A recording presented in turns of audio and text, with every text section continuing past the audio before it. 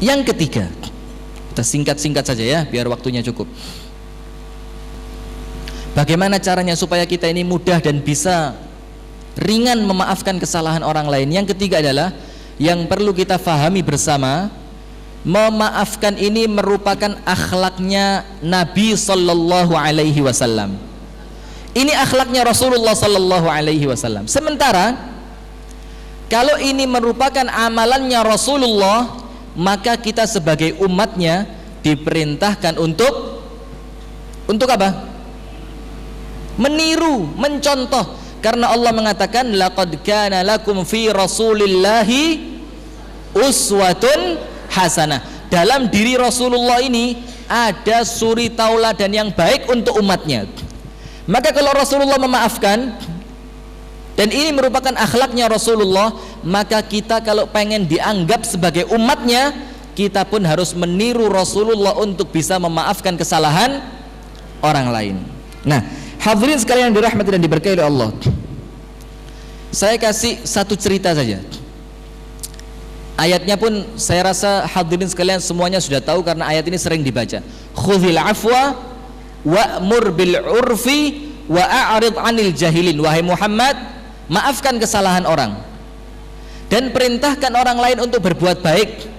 Dan kalau ada orang yang bodoh, orang yang tidak ngerti, orang yang jahil, maka tinggalkan dia. Maksudnya kalau memang orang ini niatnya ganggu, niatnya bikin onar, niatnya manas-manasi kita, ini maka tinggalkan saja. Wa idza khatabahumul jahiluna qalu salama. Kalau diajak bertengkar sama orang yang tidak ngerti ilmu, maka jawabannya dia adalah salama, ucapannya kedamaian. Nah, suatu ketika Rasulullah tinggal di kota Mekah selama 13 tahun. Ibu-ibu hadirin sekalian, tahu kan bagaimana keadaan Rasulullah ketika masih di kota Mekah? Bagaimana keadaannya? Bagaimana? Di kota Mekah ini sebelum hijrah, ini Rasulullah Sallallahu Alaihi Wasallam habis-habisan disiksa sama kaum kafir Quraisy. Dibilang penyihir, dibilang orang gila, dibilang orang kena jin. Sahabat-sahabatnya disiksa, sahabat-sahabatnya dibunuh. Rasulullah mau ke masjid diludahi. Rasulullah sujud di depan Ka'bah, dilemparkan ke atas kepalanya ini ari-arinya unta. Ibu-ibu tahu ususnya sapi kalau hari raya kurban, jeroannya itu sebesar apa? Seember besar gitu kan. Nah, ini ari-arinya unta lebih besar dari itu. Itu ketika Rasulullah sujud di depan Ka'bah, itu sama orang kafir Quraisy, ini ari-ari unta dilemparkan di atas kepalanya Rasulullah. Sudah, sahabatnya diboikot, tidak boleh saling berdagang, tidak boleh saling menikahkan, diboikot habis-habisan. Itu selama 13 tahun. Tidak sebentar ini, tidak sebentar, 13 tahun. Wes warek sudah, towok sudah, habis-habisan. Kemudian Rasulullah sama Allah diperintahkan untuk berhijrah ke kota Madinah. Hijrah ke Madinah. Tidak perlu waktu lama. 8 tahun setelah Rasulullah hijrah. Nah, ini ceritanya menarik ini ibu-ibu ya. 8 tahun setelah Rasulullah hijrah, ini Rasulullah sudah punya kekuatan besar, punya pasukan yang kuat untuk kembali menaklukkan kota Makkah, untuk merebut kota Makkah, yang kita sebut dalam sejarah namanya Fathu Makkah, pembebasan kembali kota Makkah dari orang-orang kafir Quraisy. Rasulullah siapkan pasukannya tahun 8 Hijriah, 8 tahun setelah hijrah. Siapkan pasukannya, perlengkapannya lengkap, semua persenjataan lengkap. Semua ini ribuan orang dikirim untuk berangkat menuju kota Mekah. Salah seorang pengintai di kota Mekah berdiri di atas gunung, ngelihat, wih, ada pasukan besar, pasukan dari kota Madinah. Pasukannya siapa ini katanya? Lapor ke kepala suku. Dibilang apa? Ada pasukan datang. Berapa banyak? Banyak sekali. Kemudian tanya kepala sukunya sama tukang mengintai tadi, pasukan kita sudah siap atau belum? Tidak siap. Tidak siap, iya. Kemudian kira-kira pasukan yang mau datang tadi dihalangi untuk bisa tidak masuk ke kota Makkah, bisa apa tidak kira-kira supaya mereka tidak masuk? Katanya tukang intai tadi apa? Tidak bisa, tidak mungkin. Ya sudah, mau apa lagi? Suruh masuk. pasukan tidak siap, ditahan juga tidak bisa, mau apa lagi, suruh masuk. Akhirnya ketika mereka mulai mendekat baru ketahuan ternyata ini adalah pasukannya Muhammad sallallahu alaihi wasallam, dipimpin langsung oleh Rasulullah. Masuk ke Mekah tidak ada perlawanan, sudah tidak ada perlawanan. Kemudian Rasulullah ini menyuruh pasukannya itu berkeliling kumpul di sekitar Ka'bah. Dan di situ Rasulullah bilang, siapapun yang tinggal di rumahnya maka aman. Maksudnya adalah, kalaupun kalian orang-orang kafir Quraisy, penduduk Mekah, mau kumpul bareng kami di sekitaran Ka'bah, tidak apa-apa, tidak dihukum. Sudah. Akhirnya kemudian setelah itu kumpul semua, ada orang Muslim, ada orang kafir di situ kan, jadi satu. Rasulullah masuk ke dalam Ka'bah. Maksudnya Rasulullah masuk ke dalam Ka'bah, ini Rasulullah mau menghancurkan berhala yang ada di dalam Ka'bah. Nah, ini ada kejadian menarik. Ketika Rasulullah di dalam Ka'bah mecahi berhala tadi, ini sahabatnya Rasulullah mulai usil. Jadi bayangkan ya, sahabat itu ternyata juga ada yang usil, walaupun dalam konotasi yang positif. Sahabat Rasulullah tadi apa? Jawil orang di sebelahnya. Yang di sebelahnya ini orang kafir, dijawil. Mas, seiling tabien katanya. Aku tenang masjid mas, sampean sandung sikilku mas. Pelipesku getian gocer getih katanya. Katanya orang kafir di sebelahnya apa? Ah, bukan saya. Masa sih saya katanya. Katanya orang Islam tadi apa? Sampean, saya inget kok. Sampean. Dibilang apa? Hari ini Yaumul Malhamah. Hari ini. Kata sahabat Nabi ngomong ke orang kafir, maksudnya apa? Balas dendam hari ini. Beleh-belehan dino iki katanya. Sudah sebelah kanannya sudah ganti sebelah kiri. Mas, inget gak dulu? Saya mas mau ke pasar, sampai nuncali duri di jalan saya, sampai kaki saya semua kena duri. Orang sebelahnya pun ngomong sama, ah masa saya? Bukan, yang lain mungkin. Katanya, ah saya inget kok jenggotnya model gini katanya. Sampean katanya. Orang tadi bilang apa? Sahabat Nabi tadi bilang apa? Al-yaum yaumul malhamah. Hari ini sembelih-sembelihan, hati-hati sampean. Bayangkan ini sahabat Nabi tidak merasa kuat untuk menjaga dirinya. Kenapa? 13 tahun disiksa, tidak sabar mereka. Sampai akhirnya omongan ini, hari sembelih-sembelihan ini nyampe ke telinganya Rasulullah di dalam Ka'bah. Kemudian Rasulullah keluar, Rasulullah naik ke atas untanya. Kemudian Rasulullah bilang, aku dengar tadi sahabatku ngomong hari ini hari sembelih-sembelihan. Tidak, katanya Rasulullah, al-yaum yaumul marhamah. Hari ini hari kasih sayang. Rasulullah bilang, apa yang kalian kira akan aku lakukan terhadap kalian? Mereka bilang apa? Akhun karim, ibnu akhin karim. Kamu itu saudara kami yang mulia, bapak kamu pun orang mulia. Rasulullah bilang, idhabu fa antumut tulaqa. Ayo semuanya pergi, semuanya hari ini saya maafkan. Bayangkan ibu-ibu, hadirin sekalian ya, 13 tahun disiksa. Ketika datang ke kota Mekah, punya kesempatan untuk balas dendam, punya kekuatan untuk balas dendam. Tapi Rasulullah bilang apa? Idhabu fa antumut tulaqa. Pergilah, semuanya hari ini saya maafkan. Ini loh akhlaknya Rasulullah sallallahu alaihi wasallam, memaafkan kesalahan orang lain.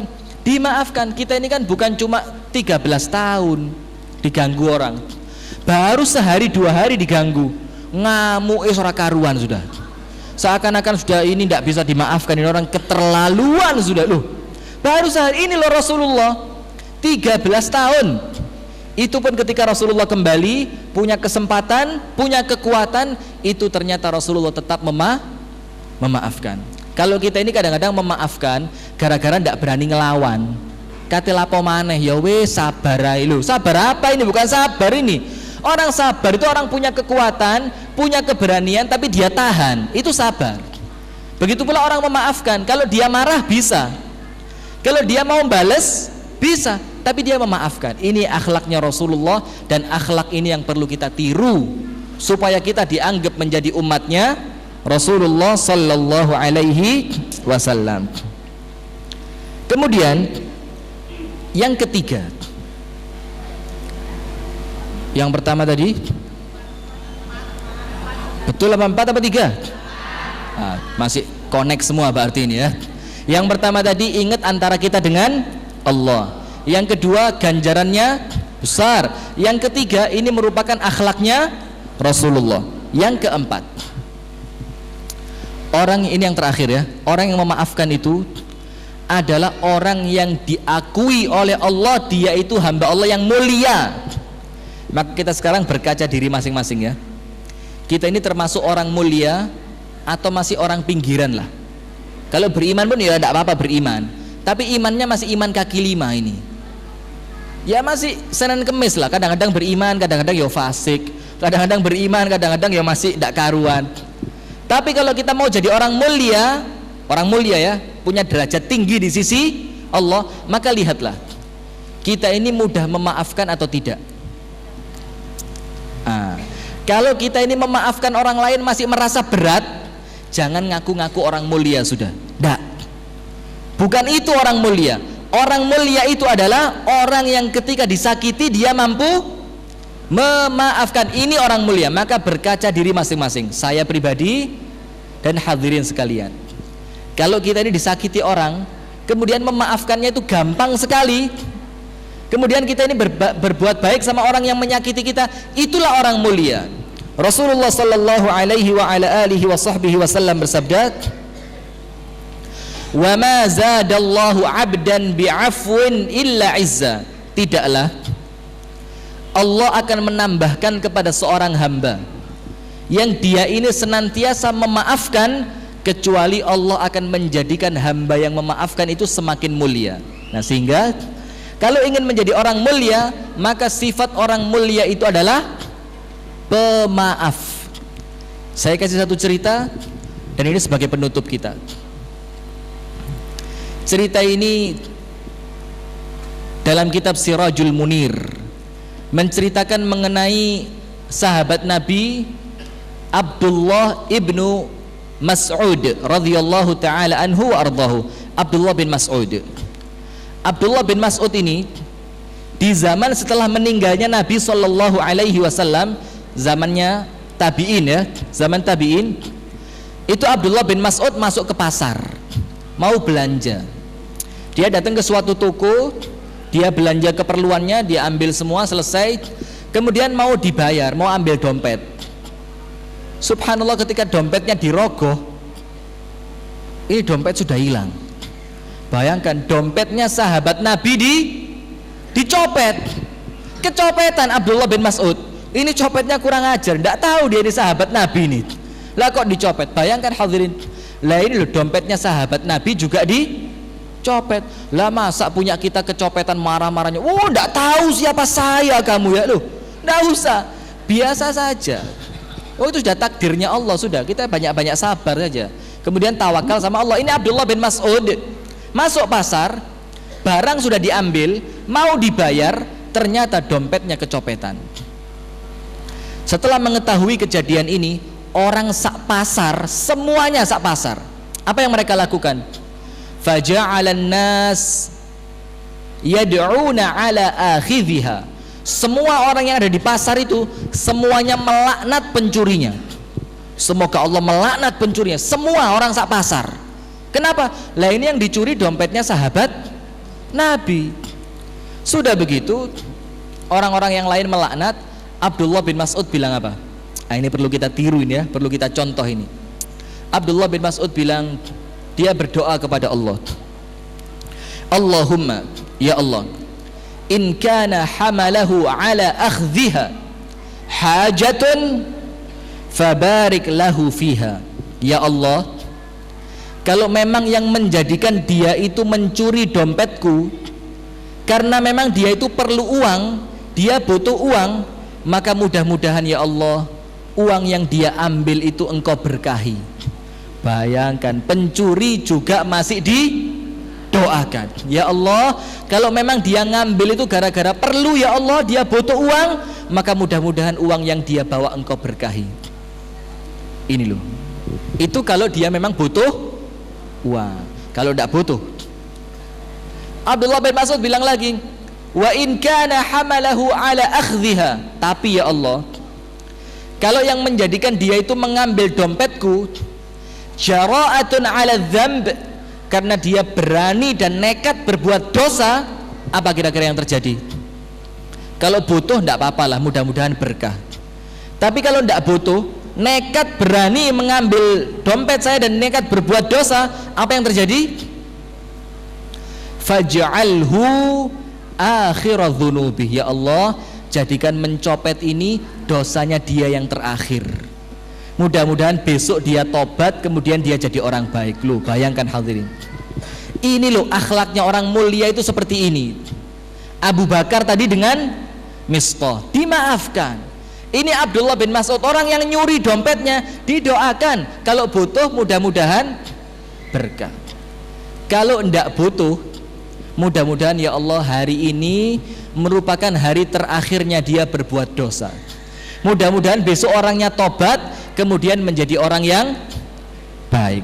Nah, sehingga hadirin sekalian yang dirahmati dan diberkahi oleh Allah Subhanahu wa taala, jamaah pengajian IKA di Kota Kediri dan pendengar radio Andika FM dimanapun Anda berada, semoga senantiasa dirahmati oleh Allah. Sehingga 4 cara ini yang mudah-mudahan lah ya bisa meringankan kita untuk kemudian mampu memaafkan kesalahan orang lain. Ada di antara kita ini yang sudah 4 tahun tidak ngomong sama tetangganya. Bukan cuma 4 tahun, mulai pindah di kono Ustaz. Itu sudah karuan Ustaz. Gak tahu tak sopo. Ketemu tidak saling menyapa, tidak saling menegur, tidak saling mengucapkan salam. Sudahlah, maafkan, lupakan. Mau apa kita di dunia ini? Orang yang tidak mampu memaafkan, ini yang terakhir, orang yang tidak mampu memaafkan itu seperti orang yang di dalam hatinya ini tertusuk duri, keencepan duri. Orang yang masih waras, mohon maaf ini ya bahasanya ya, itu kalau dia merasa duri itu ada menghujam dalam hatinya, maka dia akan berusaha bagaimana caranya supaya duri ini bisa dicabut. Itu orang waras, dia berusaha mencabut. Tapi kalau dia tidak bisa, dia akan datang kepada orang lain, minta nasihat, bagaimana sih caranya, ini duri susah dicabut, tolong cabutkan, minta nasihat kepada orang lain. Tapi kalau orang yang mungkin sudah tidak waras, duri masuk ke hatinya, ke jantungnya sini, malah dipelihara sama dia. Baik-baik ya di sini, jangan keluar, mudah-mudahan selamat ya, kita baik-baikan lah di antara kita ini loh. Ini tidak waras. Nah, itu pun orang yang menyimpan dendam. Orang yang menyimpan dendam ini ibarat dia itu memasukkan duri ke dalam hati atau jantungnya. Kalau disimpan lama-lama, ini jadi penyakit. Apa penyakitnya biasanya? Orang yang ngamuan itu penyakitnya apa biasanya? Darah tinggi. Kalau darah tinggi kelamaan lama-lama, gini, menceng cc lama-lama. Ini gara-gara kebanyakan menyimpan dendam, tidak bisa memaafkan. Beda dengan orang yang entengan, ya orang salah, ya sudahlah tidak apa-apa, manusiawi. Kadang-kadang saya pun juga berbuat salah, maka harus sadar begitu. Saya minta ganjaran dari Allah, saya minta diampuni sama Allah, saya mau mencontoh Rasulullah, dan saya mau menjadi orang mulia, maka saya maafkan kesalahan orang lain. Nah itu loh, jadi orang yang entengan, biar hidup ini enak gitu, hidup ini tentrem, ayem, kemudian dalam hidup ini tidak gampang menyimpan dendam. Nanti pada akhirnya insya Allah sehat. Tidak ada orang perlu beli obat darah tinggi, tidak laku nanti. Karena kenapa? Insya Allah semuanya sudah menjadi orang yang pemaaf. Kemudian ada satu pesanan dari Ibu Siti Muslihatun di Kalambaret, Tulungagung, yang saat ini sedang sakit. Kalambret ya, sudahlah maklum ya. Saya ada pret katanya di Kalambret, Tulungagung, beliau sedang sakit. Ya kita doakan bersama semoga beliau sama Allah disembuhkan oleh Allah Subhanahu wa taala dan diberikan kesabaran untuk senantiasa bersabar atas takdir dari Allah Subhanahu wa taala. Dan untuk yang lainnya yang mungkin sedang sakit di rumah sakit atau saudara-saudara kita yang sedang kena musibah, kita doakan bersama semoga Allah memberikan keringanan dalam musibahnya, Allah sembuhkan dari penyakitnya. Yang kalau pada hari ini banyak masalah, Allah ringankan masalahnya. Kalau hari ini banyak hutang, Allah mudahkan untuk membayar hutangnya. Amin ya rabbal alamin. Subhanakallahumma wa bihamdika. Kurang lebihnya saya mohon maaf. Kalau ada kurang lebihnya saya mohon maaf. Kalau ada baiknya mudah-mudahan bisa kita amalkan bersama. Kita minta kepada Allah semoga kita diberikan ilmu yang bermanfaat dan kita diberikan kemampuan untuk mengamalkan ilmu yang telah kita dengar bersama. Subhanakallahumma wa bihamdika asyhadu an la ilaha illa anta astaghfiruka wa atubu ilaik. Assalamualaikum warahmatullahi wabarakatuh. Bapak Ibu, barangkali ada 1-2 pertanyaan untuk Ustadz Rifki. Dipersilahkan. Ada pertanyaan? Alhamdulillah ada, monggo Bu. Iya. Dengan suara agak jelas sedikit, monggo. Bismillahirrahmanirrahim. Terutama agar kita bisa membedakan ayat-ayat mana yang lebih mantap agar doa kita terkabulkan oleh Allah Subhanahu wa taala. Di antaranya pertama kali kita mengatakan Astaghfirullahaladzim.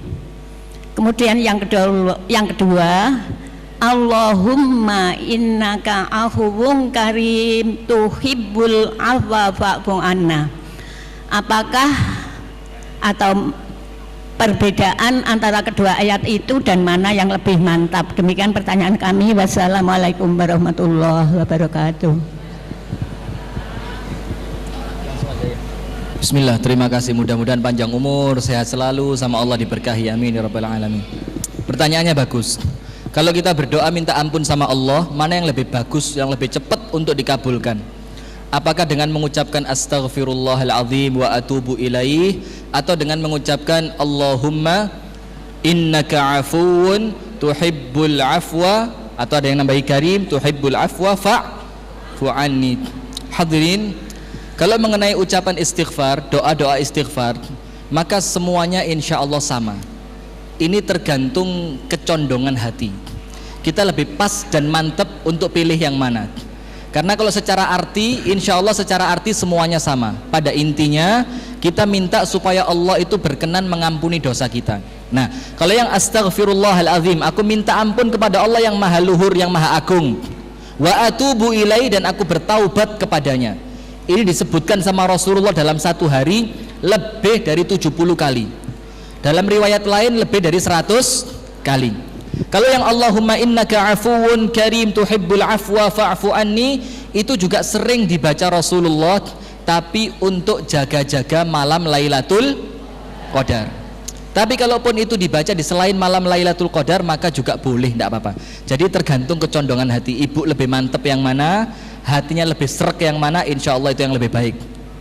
Wallahu a'lam.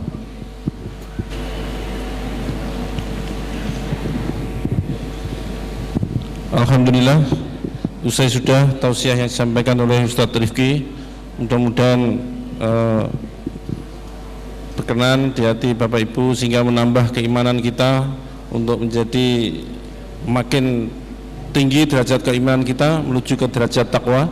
Karena sungguhnya surga itu disediakan bagi hamba-hamba Allah yang bertakwa. Hadirin jamaah HKD yang dirahmati Allah, untuk kajian Ahad depan insya Allah akan disampaikan oleh Ustadz Profesor Dr. Kiai Haji Ahmad Mujahid, Ketua Majelis Ulama Indonesia Malang.